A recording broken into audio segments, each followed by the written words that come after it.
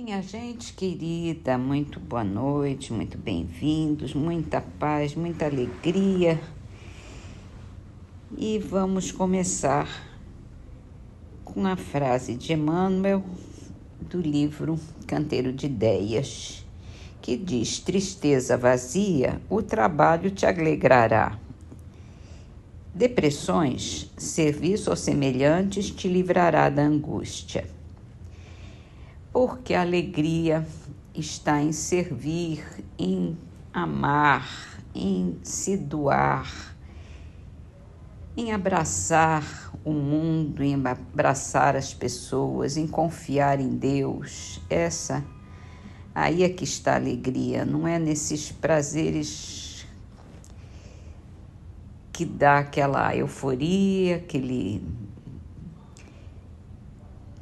prazer, mas acaba logo, e quando acaba, muitas vezes a pessoa deprime, porque não é uma alegria que alimenta a alma, né? Então a gente precisa de alegrias que alimentem a nossa alma, porque aí a gente está indo em direção à felicidade. Vamos para o Livro dos Espíritos. A gente está falando aqui sobre o aperfeiçoamento das raças. E a pergunta é assim: do ponto de vista físico, os corpos da raça atual são de criação especial ou elas procedem dos corpos primitivos pela reprodução?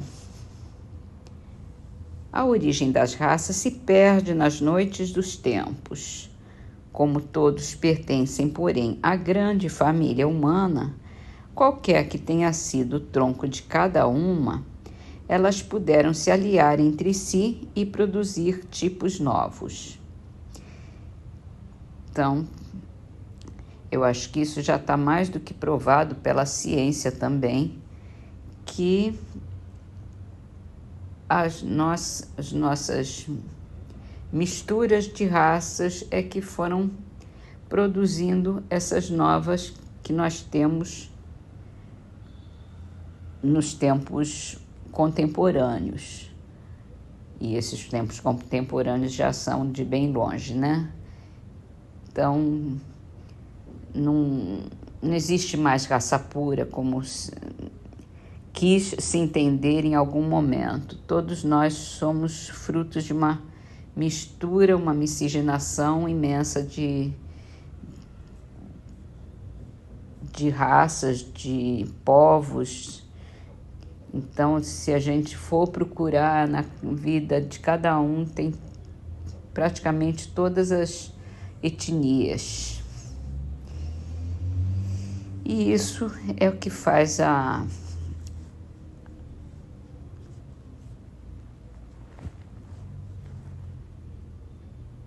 raça atual, a etnia atual. Acho que hoje em dia não se fala mais em raça, se fala em etnia, né? Até porque não existe mais, não se considera mais raça humana. Todos somos humanos. Vamos então para o céu e o inferno, continuando o nosso prefácio, que está falando sobre, está explicando o que significa esse livro, o Céu e o Inferno, ou a Justiça Divina segundo o Espiritismo. Vamos lá. As ideias prematuras abortam porque não se está maduro para compreendê-las e a necessidade de uma mudança de posição ainda não se fez sentir. Agora é evidente para todo mundo que se manifesta um imenso movimento na opinião. Realiza-se uma reação formidável no sentido progressivo contra o espírito estacionário ou retrógrado da rotina. Os satisfeitos da véspera são os impacientes do dia seguinte. A humanidade está em trabalho de parto. Existe alguma coisa, uma força irresistível que a impele para diante. É como uma jovem saída da adolescência que entrevê novos horizontes sem defini-los e se livra dos coeiros da infância. Deseja-se algo melhor, alimentos mais sólidos para a razão. Mas esse melhor permanece vago. É procurado, todo mundo se dedica a isso, desde o crente até o incrédulo, desde o trabalhador agrícola até o cientista. O universo é um vasto canteiro de obras. Uns demolem, outros reconstroem. Cada qual talha uma pedra para o novo edifício cuja planta definitiva só o grande arquiteto possui, e cuja economia se compreenderá apenas quando suas formas começarem a se desenhar acima do solo. Foi esse momento que a soberana sabedoria escolheu para o advento do Espiritismo. Os espíritos que presidem ao grande movimento regenerador agem, portanto, com mais sabedoria e previdência do que os homens podem fazer, porque eles contemplam a marcha geral dos acontecimentos, ao passo que nós vemos apenas o círculo limitado de nosso horizonte. Tendo chegado os tempos da renovação, segundo os decretos divinos, era preciso que, em meio às ruínas do velho edifício, o homem, para não esmorecer, entrevisse as fundações da nova ordem das coisas. Era preciso que o marinheiro pudesse distinguir a estrela polar que deve guiá-lo ao porto. E assim a gente caracteriza esse novo tempo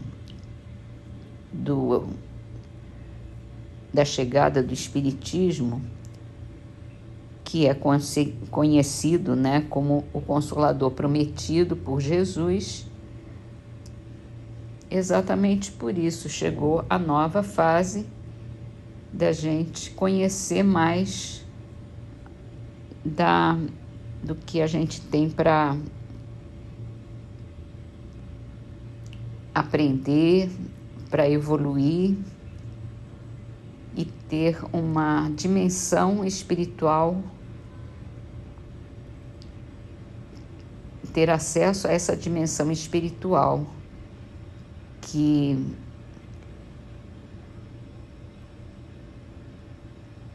ficava meio incógnita, ficava meio subentendida, E assim terminamos as nossas leituras com a trovinha, a poesia, na verdade, de Antônio Chaves, que está no livro Trovas do Mais Além, psicografado por Chico Xavier. Nas formações do dever, amemos nosso lugar. Quem não quer obedecer não serve para mandar. Entre a verdade e o disfarce, a pessoa perde a fé. Se já não surge por anjo, que parece, mas não é. Deus perdoa, ninguém nega. A natureza, porém, devolve fatal e cega, luz e treva, mal e bem. E assim vamos para a nossa prece, com a prece de Albino Teixeira, do livro Paz e Renovação, psicografado por Chico Xavier. Deus de infinita bondade, na supressão dos conflitos em que nos inimizamos uns com os outros, ensina-nos a ver na condição de perseguidos, se não temos sido nós os perseguidores. Quando colhemos aflições e lágrimas, faça-nos observar se nós não temos semeado lágrimas e aflições nas estradas alheias. Ajude-nos a receber ofensas por medicação que nos cure as enfermidades do espírito e a acolher em nossos adversários, instrumentos da vida, que nos experimentam a capacidade de compreender e servir conforme os preceitos que Jesus exemplificou. Não nos deixe, ó Pai de misericórdia, identificar nos companheiros menos felizes que nos imponham problemas, senão irmãos com quem necessitamos recompor o próprio caminho em bases de fraternidade e de paz. Auxilia-nos a verificar que todo processo de obsessão é compartilhado pela vítima e pelo agressor. Leva-nos a reconhecer que unicamente com a luz do bem é que dissiparemos a sombra do mal. E ensina-nos, ó Deus de infinita sabedoria, que o amor, só o amor, é a sua vontade para todas as criaturas, em toda parte e para sempre.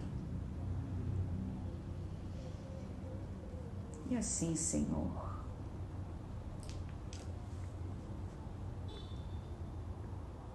que possamos aprender a nos analisarmos, a nos vermos, a nos conhecermos bem no fundo da nossa alma, para que não caiamos nos erros que vemos nos nossos irmãos, que vemos em todas as pessoas, os perseguidores, os que nos fazem sofrer, que nos magoam, que nos induzem a erro e nos sentimos obsidiados muitas vezes, achamos que estamos tendo a influência dos maus espíritos ou dos espíritos encarnados mesmo, quando apenas somos nós que temos errado tanto, que temos perseguido, que temos criticado, que temos feito os nossos irmãos sofrerem, que temos magoado as pessoas e não reconhecemos o erro em nós, apenas nos outros.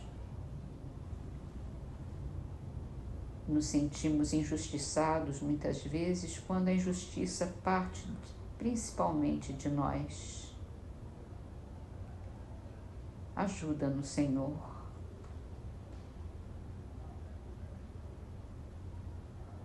a conseguirmos nos olhar no espelho de nossa alma, com toda a verdade, com toda a sinceridade de nosso espírito, porque reconhecendo os nossos erros, reconhecendo as nossas imperfeições, é que seremos capazes de nos transformar,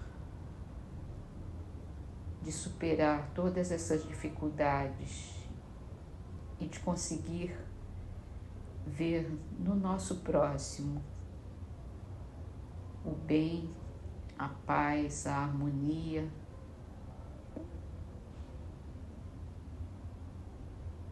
e espelharmos o amor, abraçando a todos os nossos irmãos e enxergando neles o que de melhor temos em nossa alma, a bondade, a caridade, a verdade, a beleza. Sejamos capazes de olhar para as belezas da nossa alma, para podermos ver a beleza dos nossos irmãos e amando-nos a nós mesmos, teremos dado o primeiro passo para amar ao próximo como a nós mesmos. Obrigada, Senhor, por esse momento de lucidez, de verdade e de reconhecimento, para que possamos nos sentir iluminados por Ti, Senhor, abençoados pelo Seu amor. Obrigada, Senhor, que assim seja.